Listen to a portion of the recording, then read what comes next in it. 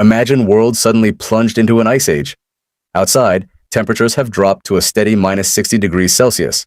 In such conditions, heat and food have become the most valuable resources in the frozen concrete jungle of South Korea.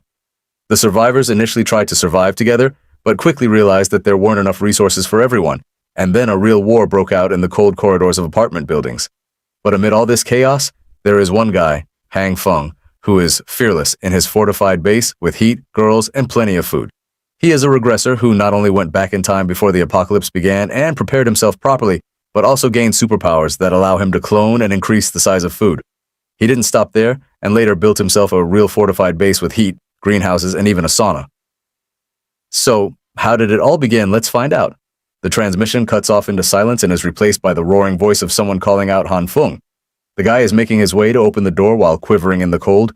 Peeping through the hole, he discovers that it's actually his crush, Hyona, who can't stand being in the cold and can barely talk. He opens the door without hesitation to see if she's doing all right and quickly invites her inside. In an unexpected turn of events, Hyona leaps up to kiss him. Much to Han Feng's shock and amazement, she's out here putting an effort in the kiss because by the end of it, bro is at a loss for words and can't describe what's gotten into her all of a sudden. Keep in mind, she was supposed to be his crush, so the dude is probably feeling like a gigachad on the inside for finally scoring a win. It's at this moment Fiona confesses her feelings, stating how she's always loved him. After descending balls deep into a terrifying apocalypse, she has begun to understand that someone like him truly cares about others. To sell her point even more, Fiona makes him touch her body so that he can sense her racing heartbeat, stating that she's ready to do anything with him. And yes, that's the honey trap that our guy ends up falling for. Because while he's busy out here, imagining the birds and the bees, Hyona doubles down on rubbing her thigh between his legs, causing him to get even more lost and careless in his feelings. He also shares his feelings right back, stating that while she truly means the world to him, it doesn't make sense for them to behave this way right now. Hyona is an excellent manipulator, because she tells our boy to close his eyes so that he can enjoy the process. Full of joy, he closes his eyes, questioning what's going to happen next. He's probably got the excitement of a child while this is happening. But then, well, dude's first kiss with his crush is followed up by his skull getting bashed by her bastard boyfriend. A heavy smash against his head leaves his body in a puddle of blood. Poor guy is quivering in pain while Hyona expresses her terror.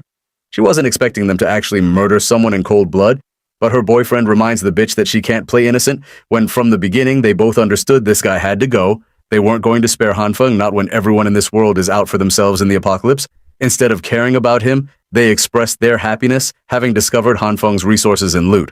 As for the nice guy who tried to show someone kindness, well, he's eating shit right now, drenched in his own blood and unable to move. The clinging of death succumbs to him, and the last thing he sees is Hyuna getting excited with her man. His demise happened all because of one ruthless woman's planning, so in his final moment he makes a vow. If he's given a second chance, he's going to stop being someone else's toy to be used and discarded. As his consciousness fades to black, the terrifying feeling is replaced by a shimmer warm light, drawing him near and near. At first, he thinks it's a way for him to get into heaven, but then his innocent expectations are tarnished as his spiritual body experiences a world of pain and bursts into 100 pieces. By the end of that traumatizing sequence, he jolts up awake from his bed. His face is full of sweat, and he questions his surroundings. Han Feng was just fading away just a few seconds ago, and now he's okay? It's not just that he's fine. The world is fine too. There's no signs of an apocalypse. The sun is warm even after 30 minutes of waiting. It's the kind of warmth that he never expected to see again. From the calendar, Han Feng checked and learned that today was June 28th. The date of the apocalypse in the original timeline is supposed to start on July 15th. This means that he had a post-death regression that led him to arrive back in time just a few weeks before the apocalypse. The feeling of shock, amazement, and confusion all show up on his face. He clearly wasn't expecting to be reborn, but this time, he's returned with a few changes. Let's talk about that glowing red hand for a second. Ever since Han Feng regained consciousness, this guy's hand just can't stop glowing red. He tries waving it off, and yet nothing happens. To describe the sensation, the glow feels warm and it doesn't hurt or anything. At first, he thought that his mind was playing tricks on the guy, but then Han Feng sneezed out of nowhere, leading to yet another intriguing development. The same hand that was red a second ago is now glowing a bright green, adding even more to his confusion. But there's a difference this time because Han Feng actually loses control of the magnitude of his glowing power, causing it to get even bigger. In a state of hurry and panic, he stands there, looking lost at his newfound problem. The radiating glow out of nowhere starts shrinking in his hand. The behavior of the glowing effect is odd and different from the red one. Taking a seat, he expresses his sudden drop in energy. Yeah. Ever since the green one activated, his body has been more drained than ever. Frustratingly waving his hand in anger, Han Feng comes to a sudden realization. This is exactly happening just like those awesome manhwa stories he likes to read. In the same fashion, the main character is reborn, and this time with overpowered abilities. So in order to test his own, bro pulls out a damn knife hoping for some miracle to happen, but funnily, nothing goes his way as the blade doesn't react and he's standing there looking like a clown. Not to mention his tummy is grumbling because of the energy loss he experienced. Checking his fridge turns out to be a waste of time because there's just nothing in there. The situation is growing more troublesome for him than he thought. He has to eat at least something or he's going to risk going unconscious again. An idea comes to mind when he spots a jar of roasted soybeans, the only snacks that could be feasibly used in the apocalypse. Even though it's not a proper meal, it's filling enough for now. Reaching for one of the beans, he pops one in his mouth. But the moment he does that, the soybean explodes into a fully grown bean plant. His radiating, glowing green hand is gone, and so is his exhaustion. Han Feng doesn't get if it had something to do with the soybeans or if it's something he did. He grabs and pops open one of the bean sprouts, amazed to discover that this is his new power. Han Feng is impressed and wants to study it intensely. But with his current state, he has a couple of issues to take care of firsthand. First up is stocking up on supplies so he doesn't go short during the apocalypse. To the supermarket he goes. In the next scene, he's navigating through a busy crowd, all of them lost in their thoughts and chattering about. Han Feng is confused and collects his thoughts. So far, he's got 2 types of radiating hands, and the green one is known to be more unstable, causing him added effects of exhaustion. Then there's the last part, perhaps the most interesting of the bunch. The moment he touched the soybeans with his glowing hand, they became proper bean sprouts. He still can't figure out the specifics of his power, causing his frustration. While he's lost in thought, a familiar voice graces his ears. Hyona, the same bitch that betrayed him in his previous life, is here to see him. She's drop-dead gorgeous, but that's the thing. Getting involved with her is literally going to drop you 6 feet under the ground. Han Feng is pretty shocked to run into her again like this. A little more background on his crush. Lee Hyuna has been his long-lost crush for 3 years straight. He played every trick in the book to get her to like him back, but deep down, our boy knew he was just a backup, if anything.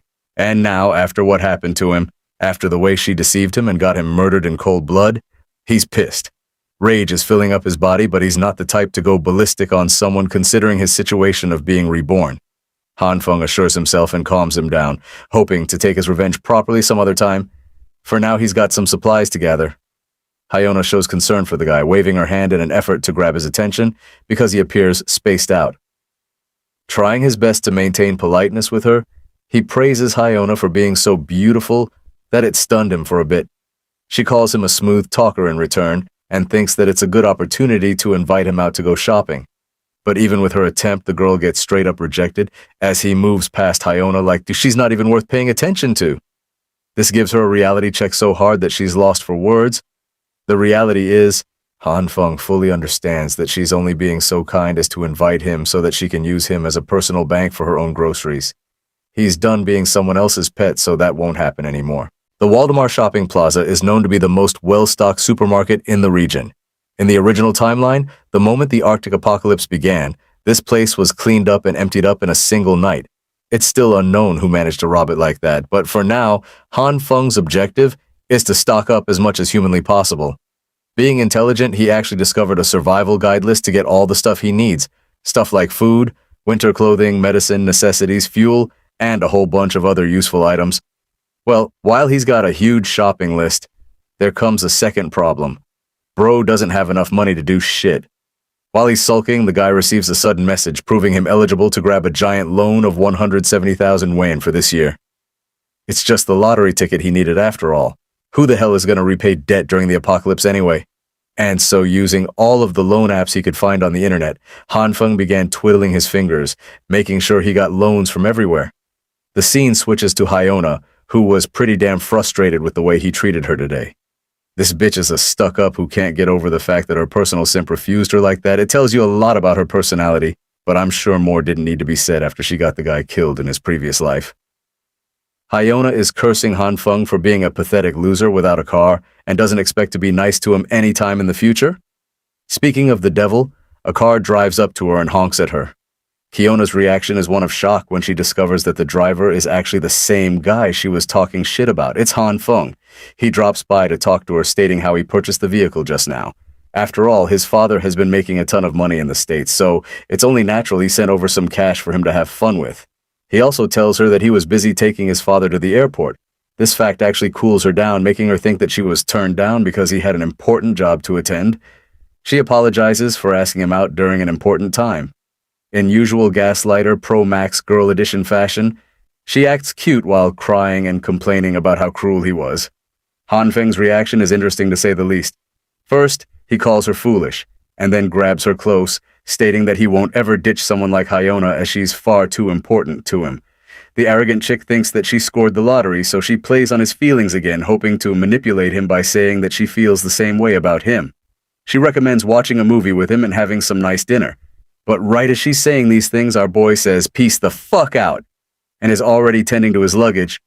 He complains about how busy he is with the stuff he's got to take back. Even Hyuna is stupefied as to why he bought so much stuff out of the blue. In return, Hanfeng plays it cool and says it's because he wanted to. To raise her expectations, he tells her that he also got Hyuna a present. Feeling all happy and bubbled up, she decides to head home, hoping to see it later. As she's leaving, Hyuna's got a really satisfied look on her face, thinking she killed that. But she doesn't know that our boy also shares the exact same look on his face. They're both manipulating the other, and it just so happens that he is never going to let out the secrets of his stockpile. It's the one ticket he's got of surviving this damned apocalypse. When that moment comes, when the world sinks into despair and destruction, Hanfeng fully intends to take his revenge on the bastard who killed him as well as Hyuna. He also confesses that it's making him eager to enjoy the apocalypse this time. Yeah. Something tells me Hyuna's about to eat shit, and it's going to be really damn satisfying when that happens. The day of the apocalypse is only 2 weeks far. That day, immense heavy snow will cover the planet, and the temperatures will drop close to negative 20 degrees Celsius. Over the course of the next month, all temperatures will experience a gradual drop, reaching the likes of negative 70 degrees, and the world will be fully covered in snow. Going outside will become physically impossible, and that's the reason food is so important. He's brought all the stuff back to his apartment, fully packing it with proper covering so that no one suspects him of hoarding supplies. For the most troublesome supplies, he's going to make sure to move them at night when no one's around. Speaking of the apocalypse, a secondary issue will come in the form of power supply. With its instability, fuel is going to be necessary. And it just so happens that Hanfeng has purchased a year's worth of fuel to make sure nothing goes wrong. To combat his next problem, he knows that the heating systems cannot function anymore, so he brought a construction crew to alter his house properly, adjusting it so that everything is reinforced and resistant against the apocalypse to come. Finally, he's made up a dedicated room for supplies and inventory so that nobody suspects him and that he can access anything whenever he wants. By the time he wrapped up all of his preparations, July 14th was already upon him. Now there was only 1 day left before the temperature annihilated itself to an uncontrollable degree.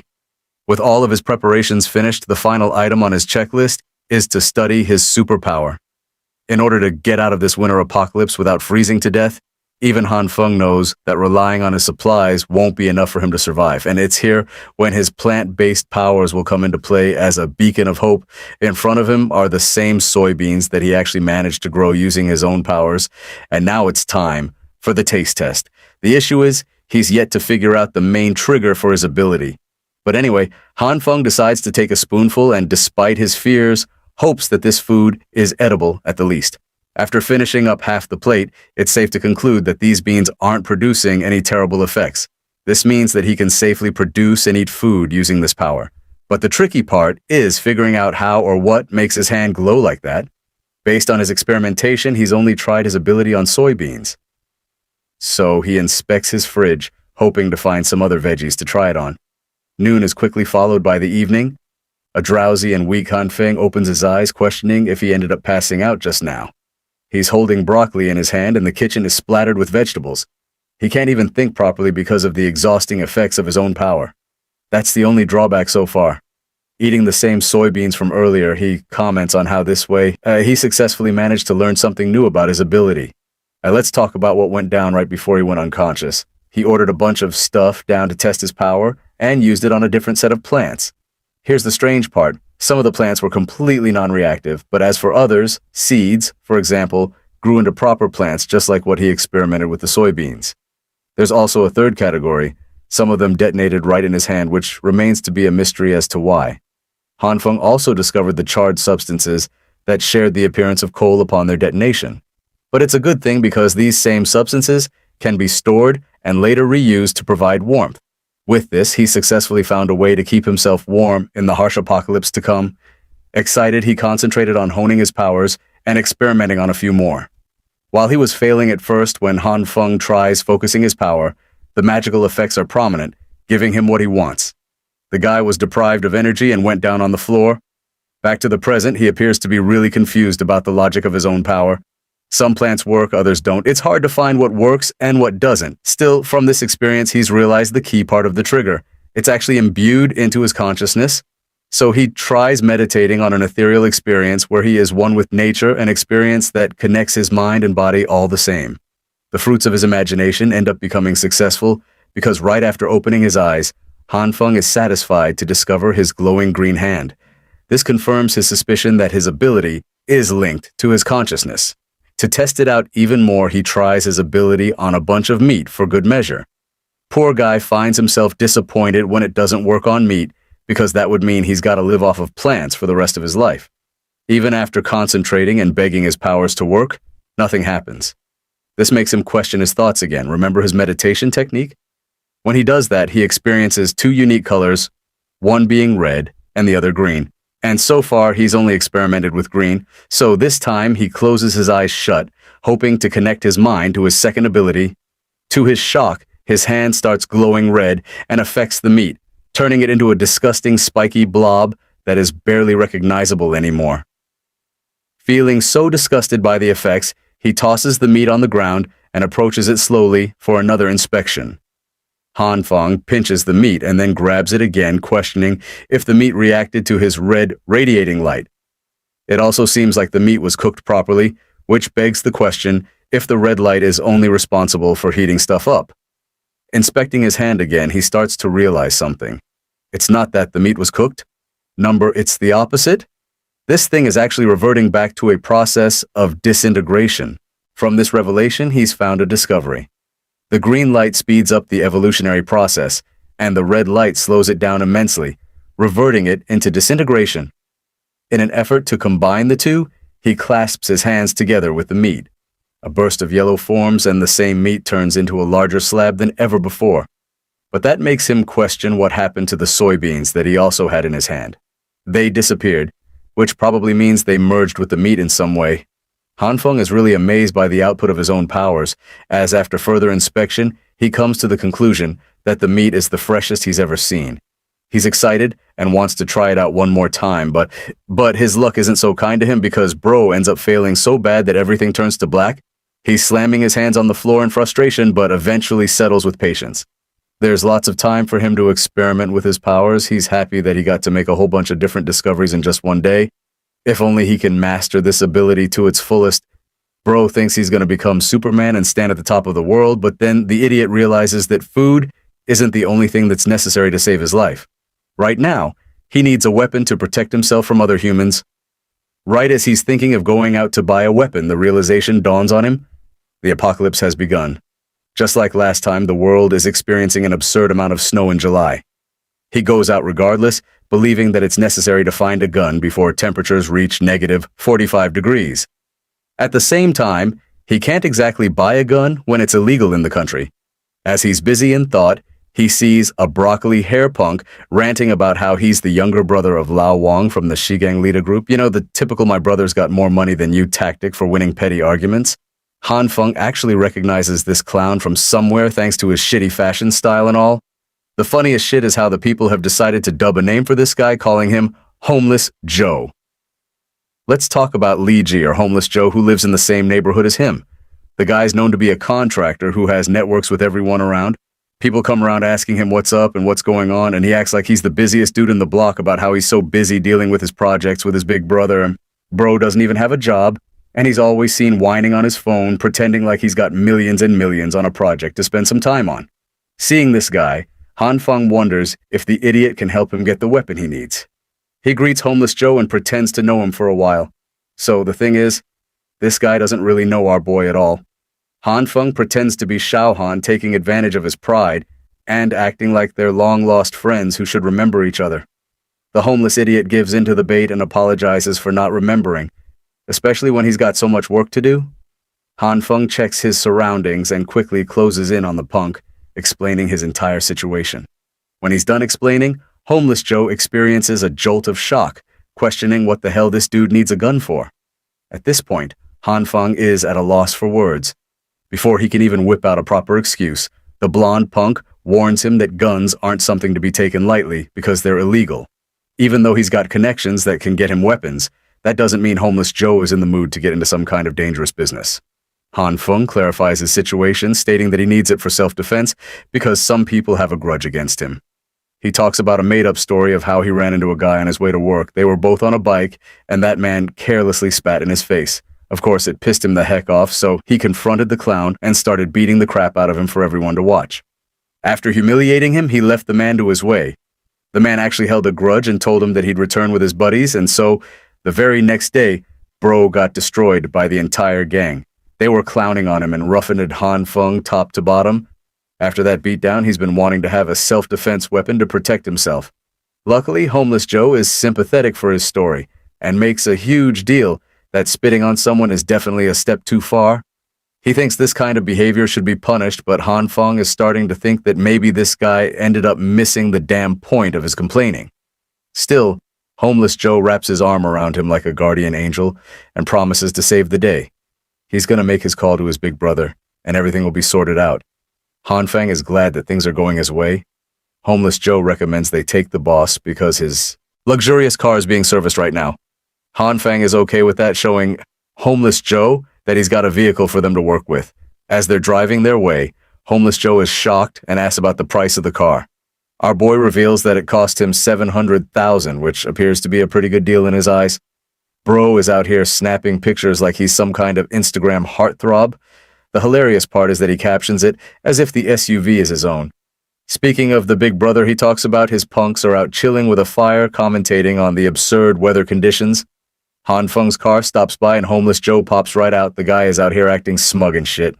The rest of his boys can't believe that Homeless Joe's got his own SUV now, and this guy is such a slimeball that he even tells them he bought it for $700,000 of his own pocket. Hanfeng is left with the impression that Homeless Joe is seriously quite bold for saying something like that in front of the owner of the vehicle. In the next scene, the punk brings Hanfeng to his boss. As you can guess from a gang leader, dude's got tattoos all over his body. He's displeased to see his brother here and immediately shows the blonde punk the door. To that, Homeless Joe puts all the pressure on Hanfeng, stating that his friend over here wants to buy a gun. The gang leader is surprised at first and gives our boy a mean-ass look. Hanfeng is terrified, while the boss is a bit annoyed that they came all the way here in search of one lousy gun instead of something more interesting by comparison. The boss tells his lackey to fetch a handgun, which is tossed over to Hanfeng for a price of $6,000. However, our boy isn't in the mood to play around with tiny dick pistols. Nah, he's here planning to go full John Wick mode and requests a longer weapon with a scope. The boss is alarmed by the kid's audacity and confronts him for demanding a goddamn sniper rifle. He reminds Hanfeng that he isn't here in a position to negotiate or search around as if this were his own shopping mall. Yep, the boss is a stuck-up guy who is going angry for no reason. That's where Homeless Joe and his stories come to the front. He whips another one of his stories again. This time, it's about Hanfeng's wife, who cheated on him 3 times. By the end of that storytelling session, the boss throws up a furious tantrum, feeling rageful on our boy's sake. The ridiculous stories are movie material from the looks of it. Anyway, the boss agrees to the request of a sniper rifle at last, stating that it's still going to take a few days. Hanfeng is grateful that his request is being tended to. Cheng Ji, the underling, is told to arrange a semi-auto for him as well. The boss has actually decided to take pity on him and has thrown in a free gun as a gift for the guy. Hanfeng is truly starstruck when he sees him offering the handgun without any cost. Returning his gratitude, our boy decides to slip up an important piece of information to the gang. He talks about how he's friends with the government and how the weather conditions are only going to get worse from here on out. This means it's best to stock up on supplies quickly because they will run out soon.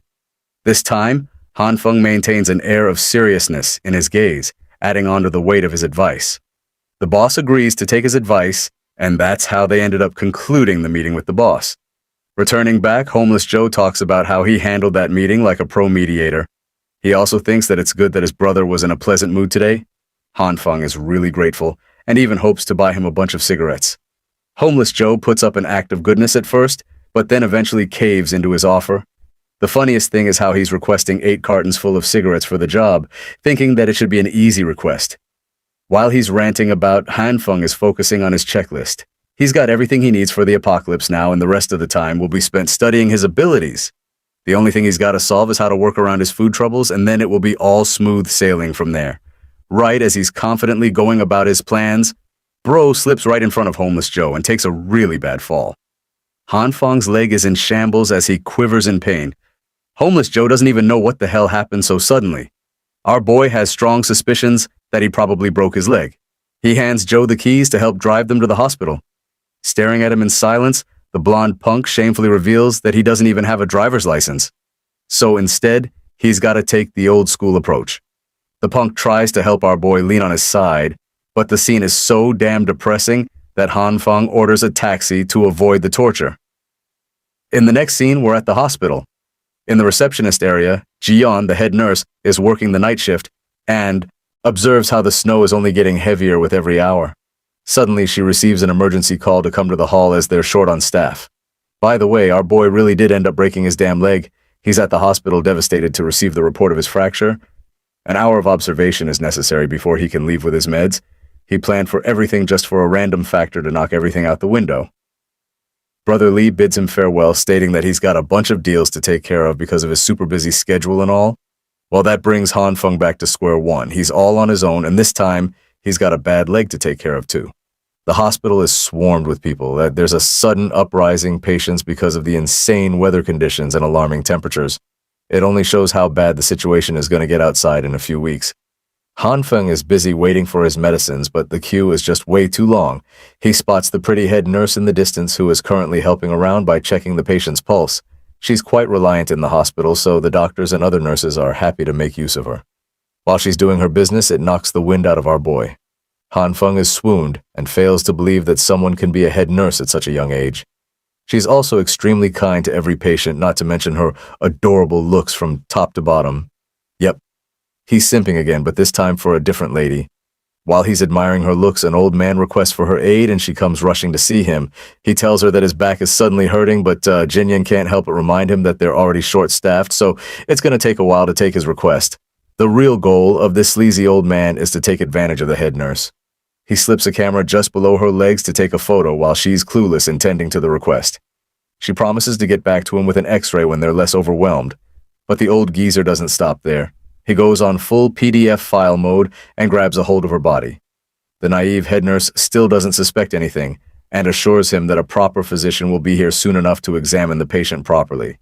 But here's the issue. The old geezer doubles down and cops a feel of the hospital's finest bakery. Before he can pull more shit, our boy throws his damn crutch in his face, making him fall to the ground. The head nurse is alarmed and questions if the old man is okay, while Hanfeng apologizes for not knowing how to use a crutch. Yes, because when you don't know about something, you throw it right at someone with full speed. Hanfeng acts like he's checking on the old man's phone, right as the old geezer shouts at him to stop. Our boy spots the picture in his gallery and gets pissed. He can't believe that this bastard not only snapped a photo of the nurse, but also had the gall to touch her like that. He confronts him at once, threatening to call the security on him to have the old geezer escorted to a cell. After all, it would make for one less annoying patient in the hospital, especially one who is there to take advantage of others. Also, Hanfeng is in no mood to return the phone, promising to release the report on social media if he catches the creep pulling stuff like this ever again. Unable to do anything, the old man runs away in frustration. Yes, the same guy who was having back problems 1 second ago can suddenly sprint faster than light right out of the hospital. Even the head nurse is at a loss for words with how fast he ran. Meanwhile, Han Feng is left with the impression that some people are truly at the height of naivete in their world. He shows her the photo and points out how the guy had ill intentions from the beginning. Han Feng is okay with her handling the situation and even hands her the phone to report to the police. Jin Young is really happy and retrieves the device, but she's also got an alarming question. Wasn't Han Feng's ankle injured? And that reminds him, he's just fractured his damn leg and acted purely out of adrenaline. So this realization is when the pain really sinks in as he shouts in pain. A while later, she quickly has him bandaged up properly. Han Feng luckily doesn't feel much pain anymore. The head nurse is really grateful to him and promises not to let any other people take advantage of her. But while she's saying that, our boy's foot is being driven up right into her two personalities. Han Feng is under the impression that this girl isn't going to learn anytime soon. Jin Young has called again for her duties, so she clumsily runs away, reminding our boy to return after a week for a proper checkup. Han Feng internalizes that, unfortunately, he will never be able to see her again because of what will happen in 1 week's time. He leaves with that depressing thought in his mind. The following day, the weather conditions take a turn for the worse. News reports of heavy drops in temperatures are being sprung all over the world. Even Dubai and Egypt are receiving heavy snowfalls, which is unheard of. The experts ranging from 46 countries have come to rush an immediate meeting to discuss what's truly going on. According to these experts, the severe cold is only temporary and will break after a few days. Still, the people are warned to stay inside and follow proper procedure to stay comfortable. By the way, Han Feng appears undisturbed in his modified room. He's got a heater with endless warmth, and he's got nothing to fear, honestly. The news keeps talking about how the disaster will pass, but he knows that it will never happen. It's just a lie to control the reactions of the public. It's pure bullshit, and it makes him feel like a clown believing in them the first time around. But this time, things are different. He's ready, really ready. He's fully loaded out with stocks, and his heating system is up and running. For now, there's practically nothing left to bother him. The building group chat is actually going crazy, talking about how insane the cold is getting and how they can't manage to stay warm here. The interesting thing about this group chat is that one anonymous person flat out reveals that the Ice Age apocalypse is about to begin and that the snowstorm is something caused within the Earth itself. The messages shock Han Feng because nobody is supposed to know about this information just yet. Han Feng's mind instantly registers this random mysterious dude as someone he should definitely be wary of. After all, being the protagonist of the story, Han Feng is supposed to be the only one who knows about the upcoming apocalypse. The once happy housing complex residents now look like a mob on a leash, tagging the property management to step up and fix the mess this snowstorm's been causing them lately. Since reading endless blind text messages is boring as hell, the group chat turns into a metaphorical theme park where all the residents show up as chibi cat avatars.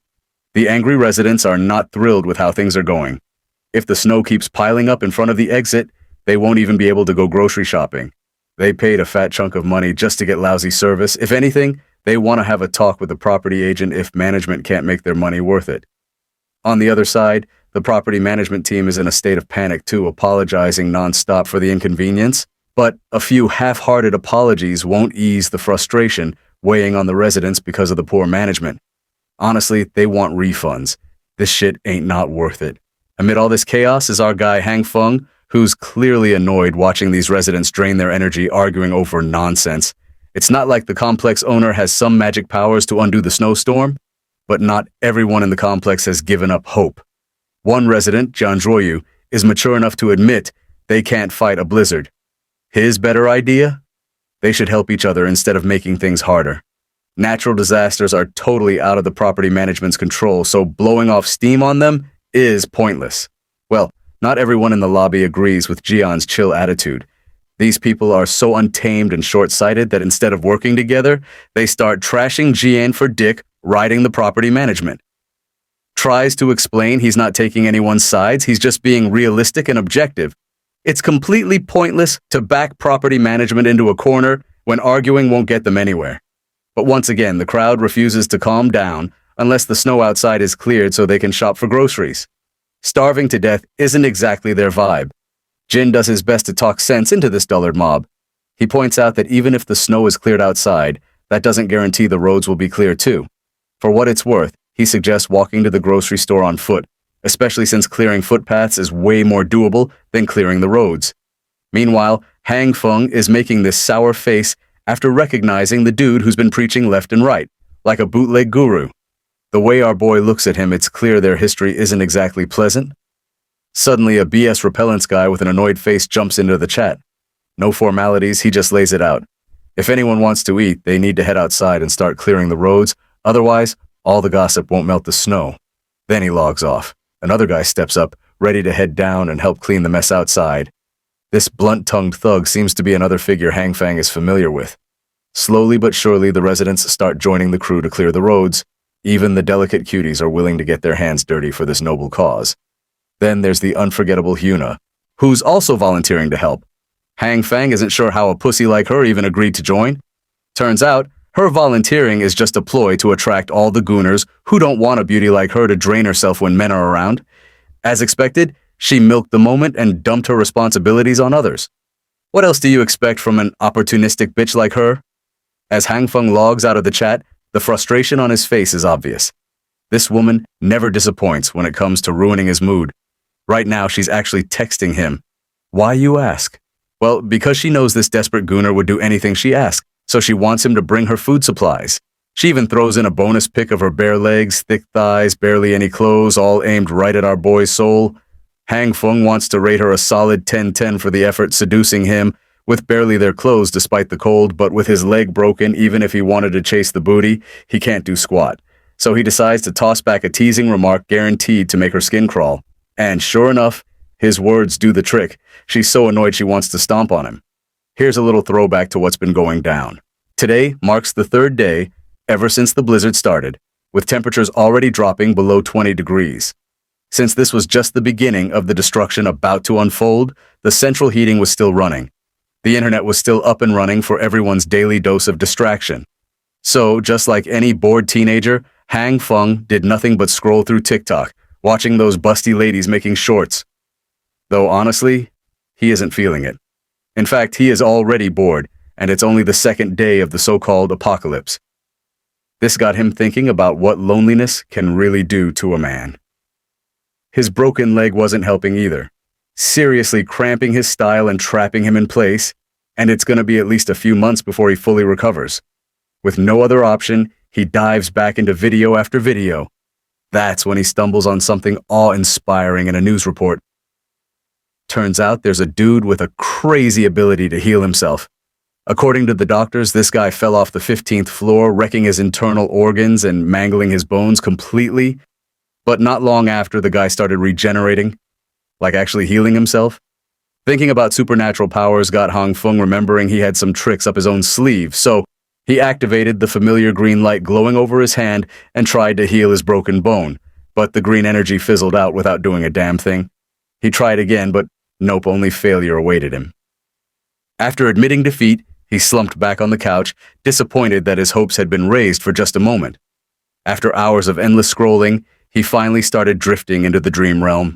In his dream, he was rocking some primitive garb, riding a massive goat, not just one goat, a whole freaking flock of goats following him with goat heads flapping as they soared.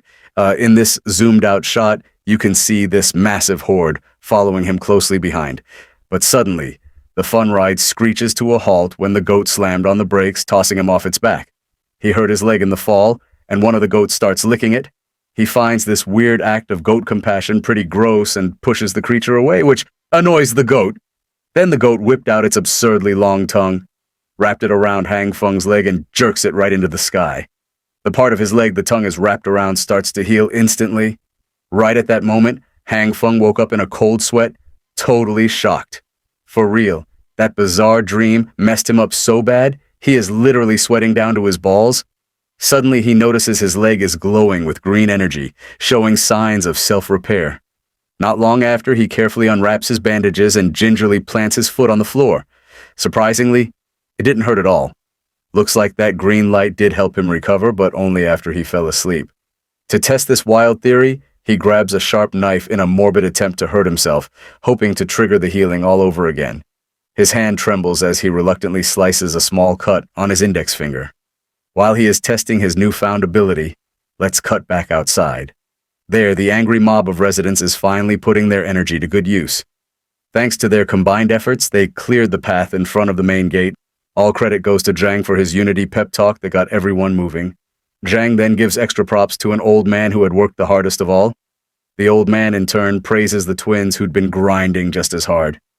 Then there is everyone's favorite busted nurse, Jin Jian, struggling to walk on the slippery snowbed. The twins spot the damsel in distress and lend a hand to help her up. After that, the twins decide to get back to work in order to clear the path further, telling her to call if she needs more help. Jian notices the snowfall is getting heavier, so he urges everyone to make their grocery run a quick dash in order to get back as soon as possible. Speaking of supplies, the old man suddenly remembers something, but he didn't think it's worth bringing up until Zhang insisted. The old man reveals a rumor from a few days ago. Apparently, a resident had been spotted bringing supplies on a small truck, acting like he was just moving in. Well, Zhang doesn't think much of it. It's pretty normal for someone new to haul their stuff when moving into an apartment. But then the old man adds an interesting detail. He had noticed the guy had gas tanks and a fireplace with him. That certainly doesn't sound like normal moving in stuff. It seemed like this person was prepping hardcore to survive the winter. Before they can mull it over any further, the twins return with a progress report. Suddenly, a guy appears out of nowhere, clearly eavesdropping on the old man's story, and eager to learn more about this person who was prepping to survive the winter in advance. But this curious guy quickly gets smacked with a snowball from Liu Yan, who wants him to stop slacking and get back to work. Zhang then steps in to stop the arguing and tells everyone to move out since the main path is clear. Nurse Jin is also hyped to go shopping. Meanwhile, the old man asks Zhang for his opinion, wondering if this new resident already knew about the blizzard coming. Zhang thinks for a second, then dodges the question carefully. He claims that the blizzard will blow over soon, so no need to worry. Worst case, if the storm doesn't stop, they're lucky to have a neighbor stocked with supplies to help everyone survive it. Good thing. As their journey to the store continues, the snowstorm intensifies, pushing everyone to move faster. Meanwhile, our lazy boy Hang Feng is still knocked out in his cozy apartment, but his nap gets interrupted by a knock at the door. There is this familiar voice calling him out. When he opens it, the visitor turns out to be homeless Joe, holding the fine stuff our guy had requested. This was the promised gift from Boss Liu. Brother Lee had agreed to bring it because he had stocked up on supplies beforehand and could now afford not to run around the city like crazy looking for supplies like most of the other citizens. But even so, Han Feng was grateful to him for coming in this weather. Brother Lee also had some very interesting information that various rumors had already started to spread about. Last night, some unknown person had cleaned out the shelves of a supermarket in the Eastern District. And when the Boss Liu gang cleared their way out of the snow yesterday, they were met with nothing but emptiness in the supermarket. To Han Feng, something like this seemed unbelievable. To completely clean out a huge supermarket in one night, who could be capable of such a thing? However, there was no doubt in Brother Lee's words, and it had definitely happened. Han Feng was now beginning to realize that something even stranger than in his previous life was happening around him. It looked like he wasn't the only one who had gained superpowers. For a second, his thoughts were interrupted by Brother Lee. He advised Han Feng to wear more warm clothes and be careful. After that, he said goodbye and left. Finally, our hero could be alone and think things over. He kept trying to think of a logical explanation for what had happened last night. How could someone clean out a supermarket in one night? The only explanation he could think of was the theory that it could have been done by someone with superpowers from novels and comic books, someone capable of hiding unlimited amounts of supplies in his personal subspace. The only question was, could people with such abilities exist in this world? And the answer to that question was quite simple. Since he himself had superpowers, someone else could too. This was a disturbing discovery. Now Han Feng couldn't waste a moment. He needed to examine his superpowers more thoroughly, so that when he encountered other superpower holders, he would have his own strategy to counter them. He simply had to know his strengths and weaknesses, as well as the limit of his superpowers. To do so, he opened his diary and began to study the already known facts about his powers. At this point, he already knew that his power could react with different foods, both plant and animal. With its help, he could quickly grow them, increase their volume, and also fry them, though with a terrible taste, but still. Unfortunately, there were limitations, which he learned about later. The likelihood of success of power application is not that great and differs for different products. For example, for soybeans, the chance of growing a plant is 10%. For meat, it's even less. Han Feng kept failing to understand why things worked the way they did. Suddenly, the soybean under the influence of the force exploded in his hand with an unpleasant green cloud. And instead of a normal plant, our hero had a rock in his hand. Just a stinky rock. This was starting to annoy him. The failure rate was too high. Han Feng had to learn how to use his power more effectively, and he was determined to start practicing hard. After all, nothing helps you learn any skill faster than practice. For this purpose, he spared no time and worked hard until late in the evening. Finally, he succeeded. In his hands, Han Feng had a fresh and alive soybean plant with pods. Such an achievement did not come easy to him. He was sweating profusely and was already quite a good heater for his apartment, but that was the price he had to pay to figure out a few rules to increase the success rate. He found out that green light energy is not constant, and for different products, it is worth applying this green light for different lengths of time, depending on the nutritional value of the product. If you do not guess the duration of application, you will end up with a failure and get a burnt, stinky stone. That is, you need to know exactly the ideal cooking interval for each product. This brings to mind Han Feng, something familiar. One popular music and dance online game that came out a decade ago, where you had to press the right buttons in rhythm at the right interval. It was also conceivable that the value of energy could be compared to the directions up, down, right, and left, and the value of the energy input to the object had to be correct every second, and eventually a critical point had to be caught and the process had to be stopped. If you do it right, you'll achieve success and every soybean will become a plant. After the success with plants, Han Feng began experimenting with meat. Obviously, but meat was different from vegetables. If you did something wrong in the process, the meat would then turn into a disgusting black slurry. However, the principles in turning meat were still supposed to be similar. The first place to start was to determine how much energy the meat needed. Everything seemed to be working and going according to plan. But here's the problem. The chicken leg exploded just like the previous ones with a nasty black slurry. It looked like it would take him even longer to learn how to work with meat than with plant food. Time after time, Han Feng tried and failed. The chicken legs exploded one after another. There seemed to be no end to this series of failures. Finally, our hero's patience ran out. He even cried out in despair, cursing this damn ability with an increased level of difficulty.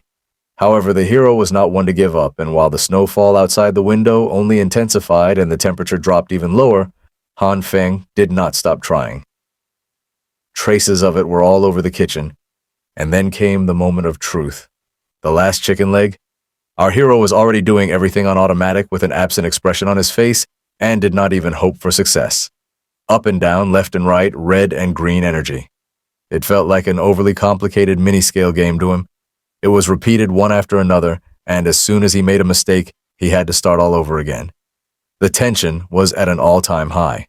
And this time, Han Feng succeeded. He managed to grow the chicken leg to a gigantic size. With a snort of disdain, our hero said that it was worth it, and, collapsed exhausted but happy on the floor, he had finally found a way to synthesize meat. The weather outside was getting worse by the day. The news announced that today, July 17th, was the third consecutive day of snow disaster. In every corner of the country, the same thing is happening, and it seems that mankind is facing a disaster that happens only once in a few thousand years. In order to ensure the basic livelihood of citizens, the authorities are actively fighting the consequences and taking measures to help citizens. It was to such news that Han Feng woke up the next day. How many times had he heard it before? Empty warnings and promises about how the heavy snowfall had paralyzed transportation, electricity, and internet. But everything would be repaired soon, and all they needed to do was wait a little longer. Soon, humanitarian supplies should arrive in the disaster areas. Finally, the news anchor advised everyone to stay indoors and not to go outside unnecessarily. For Han Feng, there was nothing surprising in all of this. He had heard all of this in his past life. Suddenly, a notification came on his phone, followed instantly by several more. Han Feng immediately saw that it was a group of residents of his house who had started making noise again, and he simply couldn't help but join in the discussion. The noise around was unbelievable. Everyone was discussing the morning news. Hello, welcome to my YouTube channel, guys. Today I am going to make a new video, so please whatever. Please I want to reach 1 million likes. So please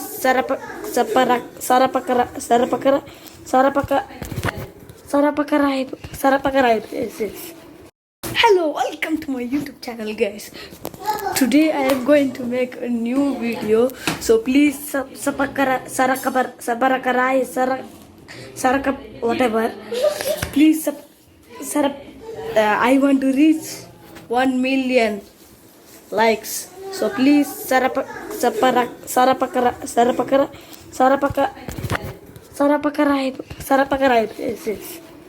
Hello, welcome to my YouTube channel, guys.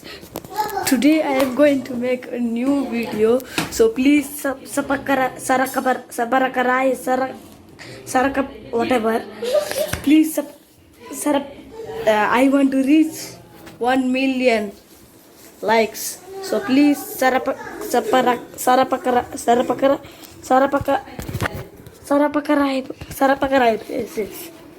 Hello, welcome to my YouTube channel, guys. Today I am going to make a new video, so please whatever. Please I want to reach 1 million likes. So please yes.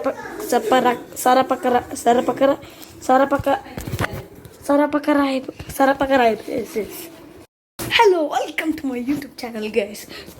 Today I am going to make a new video, so please whatever. Please I want to reach 1 million likes. So please yes.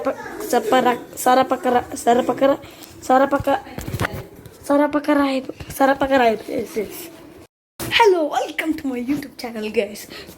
Today I am going to make a new video, so please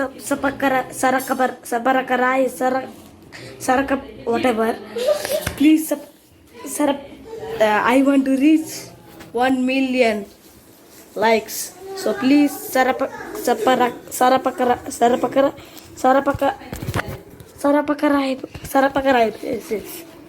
Hello, welcome to my YouTube channel, guys. Today I am going to make a new video, so please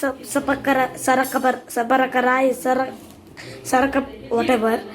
Please I want to reach 1 million likes. So please yes.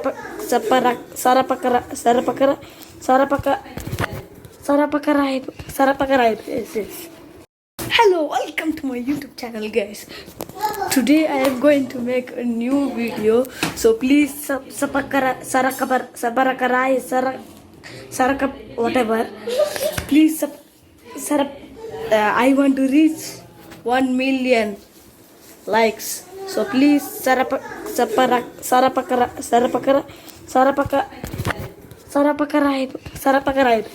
yes. Hello, welcome to my YouTube channel, guys. Today I am going to make a new video, so please whatever. Please I want to reach 1 million likes. So please yes.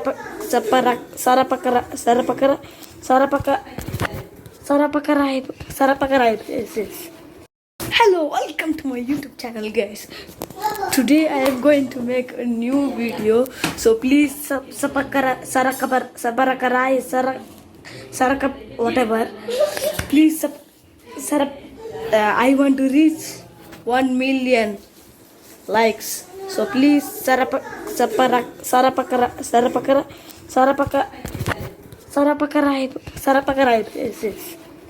Hello, welcome to my YouTube channel, guys. Today I am going to make a new video, so please whatever. Please I want to reach 1 million likes. So please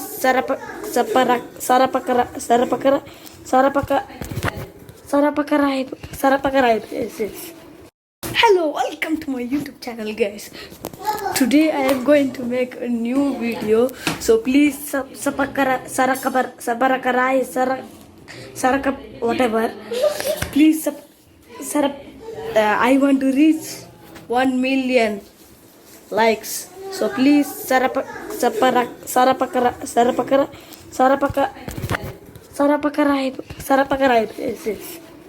Hello, welcome to my YouTube channel, guys. Today I am going to make a new video, so please whatever. Please I want to reach 1 million likes. So please yes.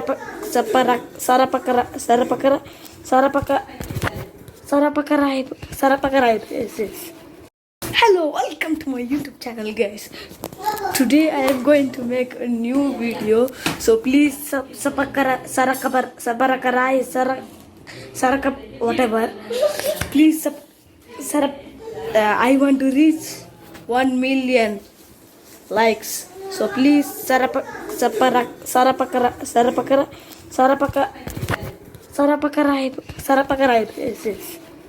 Hello, welcome to my YouTube channel, guys. Today I am going to make a new video, so please whatever.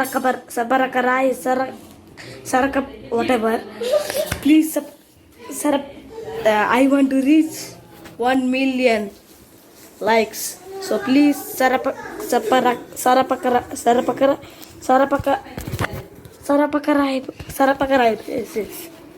Hello, welcome to my YouTube channel, guys.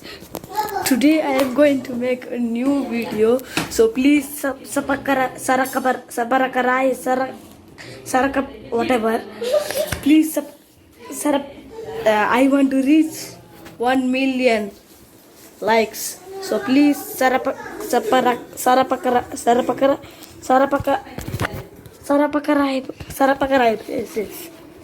Hello, welcome to my YouTube channel, guys. Today I am going to make a new video, so please whatever. Please I want to reach 1 million likes. So please yes.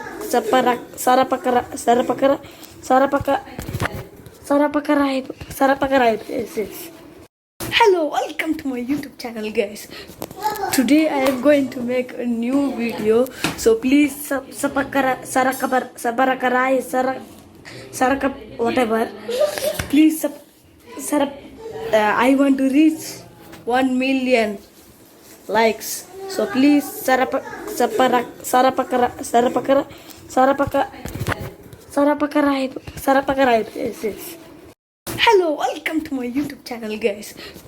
Today I am going to make a new video, so please whatever. Please I want to reach 1 million likes. So please yes.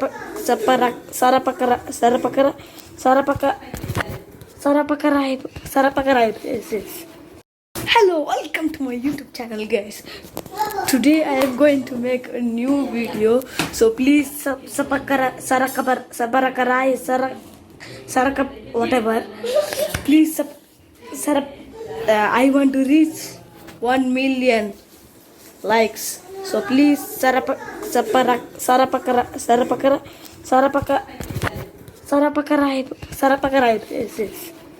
Hello, welcome to my YouTube channel, guys. Today I am going to make a new video, so please whatever. Please I want to reach 1 million likes. So please yes.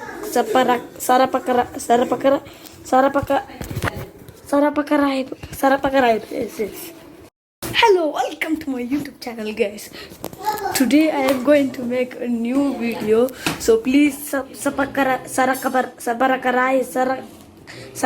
whatever. Please I want to reach 1 million likes. So please yes.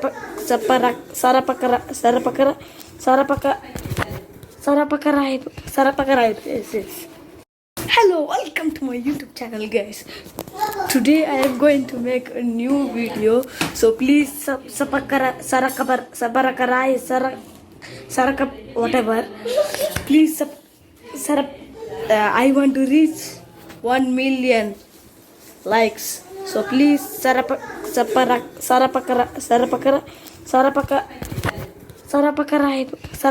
Yes. Hello, welcome to my YouTube channel, guys. Today I am going to make a new video, so please whatever. Please I want to reach 1 million likes. So please